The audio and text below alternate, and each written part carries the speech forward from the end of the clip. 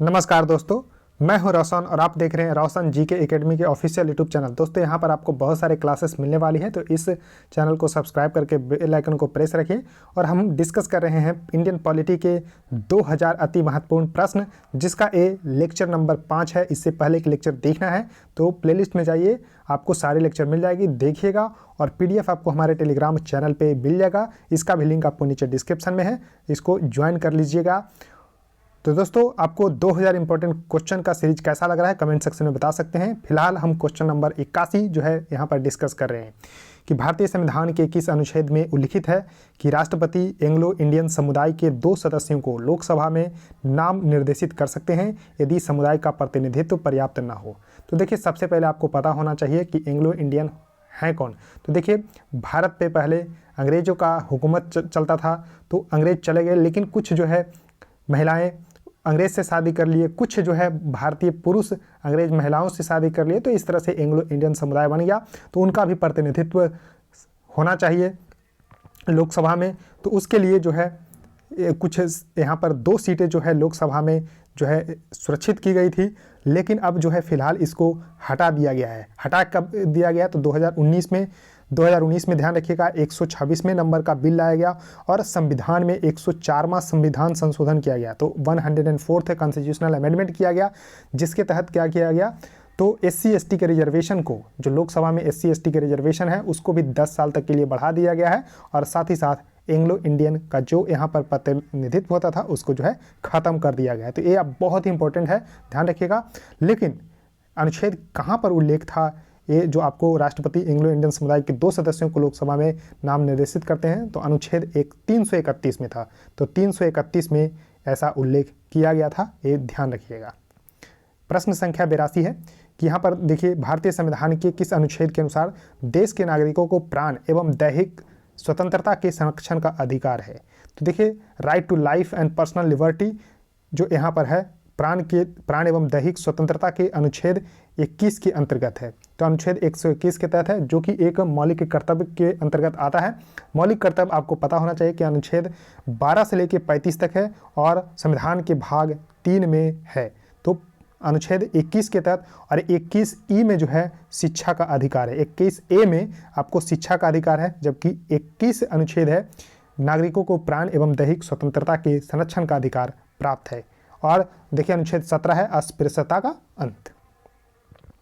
प्रश्न संख्या 83 है कि कौन सा संविधान संशोधन अधिनियम के तहत जो है संवैधानिक संशोधन विधेयक के लिए राष्ट्रपति को अपनी सहमति देना अनिवार्य कर दिया गया है। तो देखिए, पहले जो है राष्ट्रपति जो है अपने अनुसार जो है यहाँ पर देते थे, अपना निर्णय रखते थे, लेकिन अब थोड़ा सा अनिवार्य कर दिया गया है। तो संविधान में 24वें संविधान संशोधन अधिनियम 1971 में लाया गया, जिसके तहत जो है राष्ट्रपति को अपनी सहमति देना अनिवार्य कर दिया गया है। तो ये भी आपको ध्यान रखिएगा। और देखिए, 44वें संविधान संशोधन 1978 में हुआ, जहाँ पर जो है जो पहले संपत्ति का अधिकार मौलिक अधिकार हुआ करता था, इसको अब जो है विधिक अधिकार जो है बना दिया गया है। और कहाँ पर रखा गया है? तो 300A अनुच्छेद में रखा गया है। क्वेश्चन है कि बाल न्याय, बच्चों की देखभाल और संरक्षण विधेयक 2014 में जो कि लाया गया है, ये किस बात की अनुमति देता है? तो इसमें बताया गया है कि 16 से 18 आयु के किशोर होते हैं, वो अगर जघन्य अपराध करते हैं, यानी कि अपराध उनका थोड़ा सा भयानक हो, तो उनको वयस्क की तरह जो है सजा दी जानी चाहिए। ऐसा जो है प्रावधान किया गया है बाल न्याय, बच्चों की देखभाल और संरक्षण विधेयक 2014 के तहत। तो करेक्ट आंसर यहाँ पर दूसरा होगा कि 16 से 18 वर्ष के अगर किशोर हैं, तो अगर जघन्य अपराध करते हैं तो उनको वयस्क की तरह जो है यहाँ पर सजा दी जानी चाहिए। प्रश्न संख्या 85 है कि भारतीय संविधान का अनुच्छेद कौन सा बताता है केंद्र शासित प्रदेशों से? तो देखिए, भारत में अभी 28 राज्य और 8 केंद्र शासित प्रदेश है। तो जो केंद्र शासित प्रदेश के बारे में जो उल्लेख करता है अनुच्छेद 239 है, 239 अनुच्छेद बताता है। अब देखिए, भारत के संविधान के किस अनुसूची में हिंदी भाषा शामिल है? तो देखिए, हिंदी भाषा ही नहीं बल्कि 22 भाषाओं का जिक्र है संविधान की अनुसूची 8 में। तो 8वीं अनुसूची में भारतीय भाषाओं का जिक्र है, जिसमें कि 22 भारतीय भाषाओं को जगह दी गई है। तो हिंदी भी उनमें से एक है। तो हिंदी भाषा शामिल है 8वीं अनुसूची में। कुल मिलाकर अभी 12 अनुसूची है। संविधान जब बना था तो उस समय 8 अनुसूची थी, लेकिन संविधान संशोधन करके इसमें 9, 10, 11 और 12 जोड़ा गया है। अब देखिए प्रश्न संख्या 87 है कि राज्यसभा से संबंधित संवैधानिक प्रावधानों के बारे में बताना है कि कौन सा सही है यहाँ पर। तो देखिए भारत के जो उपराष्ट्रपति होते हैं वो राज्यसभा के पदेन अध्यक्ष होते हैं, पदेन सभापति होते हैं। तो करेक्ट आंसर यहाँ पर दूसरा होगा कि भारत के उपराष्ट्रपति जो है राज्यसभा के पदेन अध्यक्ष होते हैं। और राज्यसभा के सदस्यों का कार्यकाल जो होता है वो 6 वर्षों का होता है। और राज्यसभा एक अस्थायी सदन है, अस्थायी सदन है। और राज्यसभा जो है इसको जो है उच्च सभा है, तो इसको भी आप लोग ध्यान रखिएगा। प्रश्न संख्या 88 है कि संविधान में संशोधन किया गया 100 नंबर का। तो देखिए 100 नंबर का जो संविधान संशोधन किया गया कब, तो 2015 में। इसके तहत जो है भारत ने बांग्लादेश को यहाँ पर ध्यान रखिएगा दोस्तों कि भूमि हस्तांतरण किए या फिर 100 बीघा गलियारा एक्चुअली 100 बीघा जो है ट्रांसफ़र किया गया था बांग्लादेश को। तो वही आपको ध्यान रखना है कि पड़ोसी देश जो है बांग्लादेश से संबंधित है। तो देखिए ध्यान रखिएगा कि संविधान संशोधन 100वां हुआ था 2015 में, जिसके तहत जो है भारत बांग्लादेश भूमि हस्तांतरण किया गया और 100 बीघा गलियारा जो है संविधान संशोधन भी इसको नाम से जाना जाता है, ये आपको ध्यान रखना है। तो बांग्लादेश इसका करेक्ट आंसर होगा।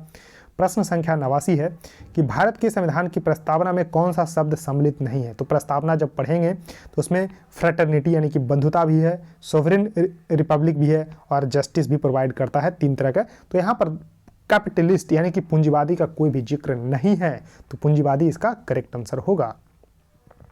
अब देखिए भारतीय दंड संहिता की धारा 304B। तो देखिए 304B में जो है क्या बात करता है, तो 304B में बात करता है दहेज हत्या से रिलेटेड।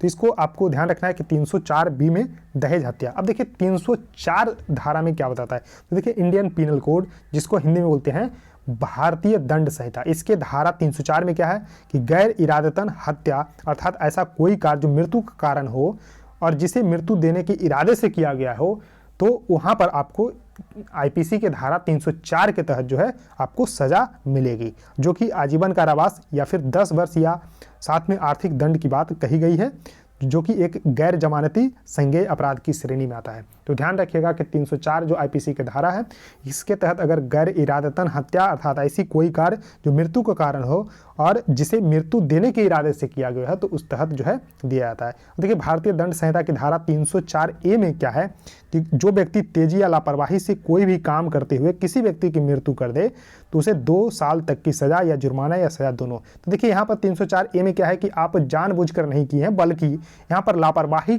के आपके वजह से हो गया है, तभी आपको सजा मिलेगी। तो इसको ध्यान रखिएगा, जो कि 2 साल तक की सजा या जुर्माना या दोनों हो सकता है। लेकिन 304B में करते हैं तो ये दहेज हत्या से संबंधित है, इसको आपको पता होना चाहिए। प्रश्न संख्या 91 है कि अगस्त 2020 में एक जो है केंद्र सरकार ने ट्रांसजेंडर व्यक्तियों अधिकारों का संरक्षण अधिनियम 2019 की धारा कौन से के तहत प्रदत्त अधिकारों का प्रयोग करके ट्रांसजेंडर लोगों के लिए राष्ट्रीय परिषद का गठन किया गया है। तो बेसिकली आपको बताना है कि यहाँ पर ट्रांसजेंडर व्यक्ति अधिकारों का संरक्षण अधिनियम 2019 लाएगा, उसमें धारा 16। तो देखिए ध्यान रखिएगा कि धारा 16 का उपयोग करके जो है केंद्र सरकार ने ट्रांसजेंडर लोगों के लिए राष्ट्रीय परिषद का गठन किया है, राष्ट्रीय परिषद का गठन किया है धारा 16 का प्रयोग करके। धारा 16 किसका है, तो ट्रांसजेंडर व्यक्ति अधिकारों का संरक्षण अधिनियम 2019 का। प्रश्न संख्या 92 है कि संघवाद जो कि भारत के संविधान की एक प्रमुख विशेषता है, जिसके तहत क्या है, तो राज्य जो है संघीय सरकार का एजेंट है। तो राज्य जो है संघ सरकार के एजेंट के रूप में जो है कार्य करता है, ये एक विशेषता है। क्वेश्चन है कि किसी भी लोकतांत्रिक देश में कानून बनाने का अंतिम अधिकार किसके पास होता है, तो संसद के पास होता है दोस्तों। संसद में क्या आते हैं, तो राज्यसभा, लोकसभा और भारत के राष्ट्रपति। तो ध्यान रखिएगा कि किसी भी देश में जो है लोकतांत्रिक देश में यहाँ पर बात किया गया है कि कानून बनाने का अंतिम अधिकार संसद के पास होता है। और संसद का अलग अलग देश में अलग अलग नाम होते हैं। तो जैसे कि अमेरिका की बात करते हैं तो वहाँ के संसद को बोलते हैं कांग्रेस, जबकि भारत में कांग्रेस पार्टी है, तो इसको ध्यान रखिएगा। प्रश्न संख्या 94 है कि भारतीय दंड संहिता की धारा 354। देखिए दंड संहिता से तो अब इतने क्वेश्चन बनते हैं कि अभी आप लोग ये सीरीज कंप्लीट करेंगे तो सभी जो है भारतीय दंड संहिता की धारा जो है आपको कंप्लीट हो जाएगी, जो कि एग्जाम में आते हैं। तो देखिए यहाँ पर आपको पूछा जा रहा है कि भारतीय दंड संहिता की धारा 354 जो है क्या बताता है। तो देखिए किसी स्त्री की अगर लज्जा भंग करने के उद्देश्य से उस महिला पर हमला करने या उस पर आपराधिक बल का प्रयोग करते हैं तो 354 धारा के तहत आपको सजा मिलेगी। ध्यान रखिएगा कि किसी स्त्री का अगर लज्जा भंग करने की कोशिश की जा रही है, उस पर हमला करने की किया जाता है या फिर आपराधिक बल का प्रयोग करते हैं तो भारतीय दंड संहिता की धारा 354 के तहत जो है सजा मिलेगी। अब देखिए, भारत के कितने राज्यों में द्विसदनीय विधानमंडल है? तो क्या आप बता सकते हैं कि आपके राज्य में द्विसदनीय विधानमंडल है? अगर है तो कमेंट सेक्शन में बताइए कि कौन सा राज्य है और उसके विधानसभा और विधान परिषद में कितने जो है सीटें हैं। तो देखिए, राज्य के विधान द्विसदनीय है, यानी कि विधान परिषद और विधानसभा है। तो 6 राज्य हैं वर्तमान में, और 6 राज्य कौन कौन सा है? तो देखिए, बिहार के साथ यूपी जोड़ लीजिएगा, बिहार यूपी साथ साथ रहता है। उसके आंध्र प्रदेश तेलंगाना भी साथ में रहता है, और कर्नाटक और महाराष्ट्र। तो कुल मिलाकर 6 राज्य हैं जहाँ पर द्विसदनीय विधानमंडल है, यानी कि विधानसभा और विधान परिषद दोनों हैं। तो 6 इसका करेक्ट आंसर होगा। 6 राज्य भी वर्तमान में मौजूद हैं। प्रश्न संख्या 96 कि कौन सा संविधान संशोधन किया गया जिसमें सरकारी और निजी शिक्षण संस्थानों में अन्य पिछड़ा वर्ग यानी कि ओबीसी बोलते हैं, अदर बैकवर्ड क्लासेस में को 27% आरक्षण प्रदान किया गया है। तो देखिए, 2006 में यहाँ पर 93 कॉन्स्टिट्यूशनल अमेंडमेंट किया गया, जिसके तहत ओबीसी को 27% आरक्षण प्रदान किया गया। तो 93 संविधान संशोधन किया गया, ये आपको ध्यान रखना है। प्रश्न संख्या 97 है कि भारतीय संविधान की अनुच्छेद 44। तो देखिए, अनुच्छेद 44 जो कि नागरिकों के समान नागरिक संहिता, यानी कि इसको इंग्लिश में बोलते हैं uniform civil code, uniform civil code. तो इसको अनुच्छेद 44 में है। 44 देखिए, ए यूनिफॉर्म है, तो ध्यान रखिएगा, यूनिफॉर्म सिविल कोड अनुच्छेद 44। और भाग 4 में है। भाग 4 कहाँ से कहाँ तक है? तो अनुच्छेद 36 से लेकर 51 तक है, क्योंकि 12 से 35 तक तो आपको क्या है? तो मूल अधिकार है, जो कि भाग 3 में है। तो इसको ध्यान रखिएगा कि यहीं पर आपको 44 है, जो कि यूनिफॉर्म सिविल कोड है। और यूनिफॉर्म सिविल कोड यानी कि समान नागरिक संहिता अपनाने वाला भारत का एकमात्र राज्य है, वो है गोवा। तो इसको ध्यान रखिएगा, गोवा एकमात्र राज्य है। तो सब कुछ जो है आपको क्लियर हो गया। और देखिए, ये आपको राज्य के नीति निरसक तत्व के अंतर्गत आते हैं।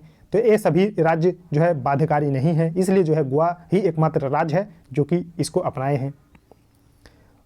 प्रश्न संख्या 98 है कि भारतीय संविधान में निम्नलिखित में से किस संवैधानिक संशोधन किया गया जिसके द्वारा राष्ट्रीय राजधानी क्षेत्र दिल्ली और केंद्र शासित प्रदेश पुदुचेरी की विधानसभाओं को राष्ट्रपति चुनाव के लिए निर्वाचक मंडल में जोड़ा गया है।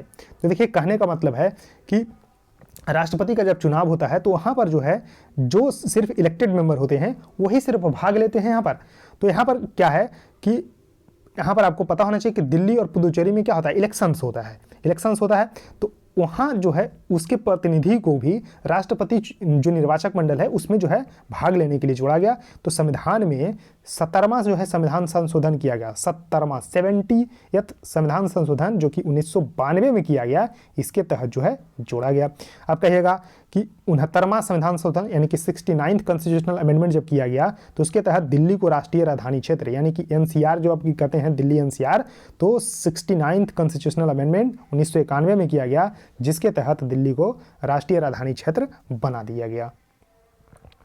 क्वेश्चन है कि पंचशील शब्द निम्नलिखित में से किस विकल्प से संबंधित है? तो देखिए, पंचशील 1954 में जो है साइन किया गया था, अपनाया गया था बेसिकली। तो किसके किसके बीच में? तो भारत और चीन के बीच में। तो तभी तो नारा लगता था हिंदू चीनी भाई भाई, लेकिन 1962 के युद्ध के बाद से फिर हिंदू चीनी भाई भाई अब नहीं रहे हैं, ऐसा आप देख भी रहे होंगे। तो भारत की विदेश नीति से संबंधित है पंचशील, जो कि 5 सिद्धांत पे काम करता है।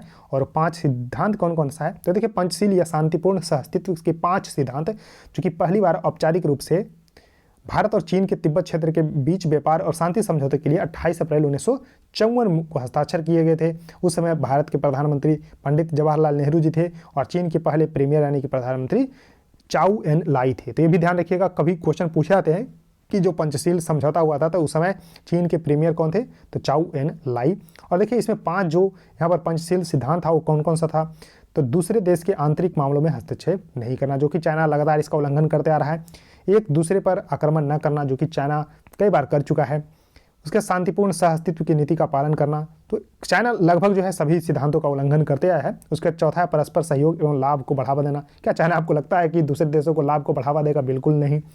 5वां है सभी देशों द्वारा अन्य देशों को क्षेत्रीय अखंडता और प्रभुता का सम्मान करना, जो कि चाइना देखिए लगभग सभी देशों के साथ उसका जो है बाउंड्री डिस्प्यूट चल रहा है।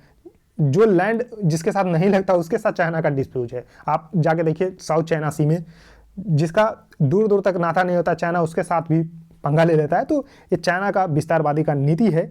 तो ये बिल्कुल भी पांचों सिद्धांत को चाइना नहीं मानता, लेकिन भारत इसको लगभग जो है मानते आ रहा है।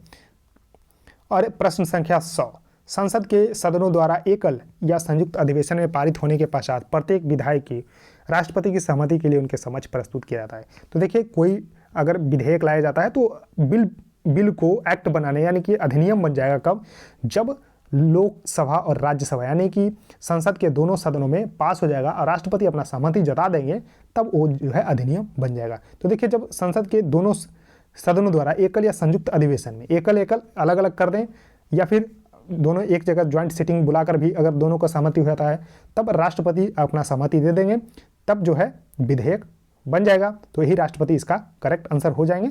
तो दोस्तों, यहाँ पर आपको जानकर बहुत प्रसन्नता होगी कि 100 क्वेश्चन मैंने पूरा कर लिया है और इसी तरह से क्वेश्चन सीरीज चलते रहेगा। बस आप लोगों का सपोर्ट चाहिए, तो वीडियो को लाइक कर दीजिए, चैनल को देखिए सब्सक्राइब भी कर लीजिए और बेल आइकन को प्रेस रख लीजिए और वीडियो को शेयर करिए। धन्यवाद।